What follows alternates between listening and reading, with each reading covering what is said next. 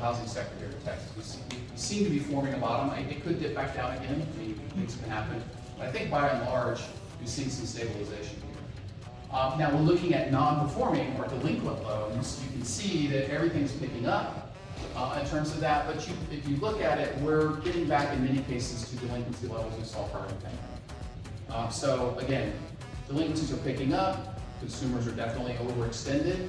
We're going to have to watch that, but they're not showing signs of going through the roof like what we saw during the financial crisis and things like that. They're relatively stable. So overall, we are seeing that, and this will continue to put pressure on financial institutions to be tight with their lending standards as their delinquencies pick up, but nothing to be concerned about. Let's pivot to the local area. Okay, so what I'm looking at here,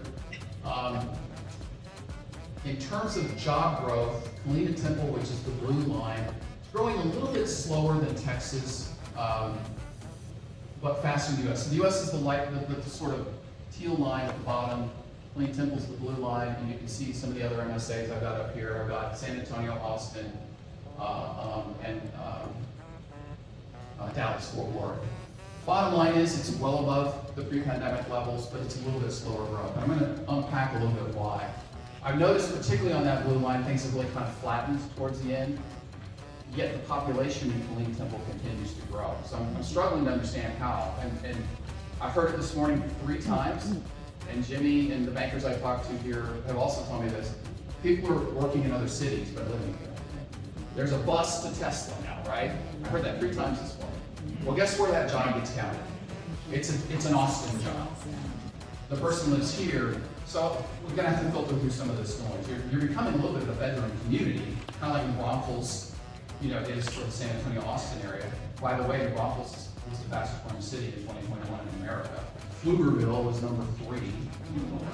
Leander was like number 5. So the bedroom communities are booming here in Texas, particularly in the I-35 corridor, right? So you're becoming that, it looks like, to some extent.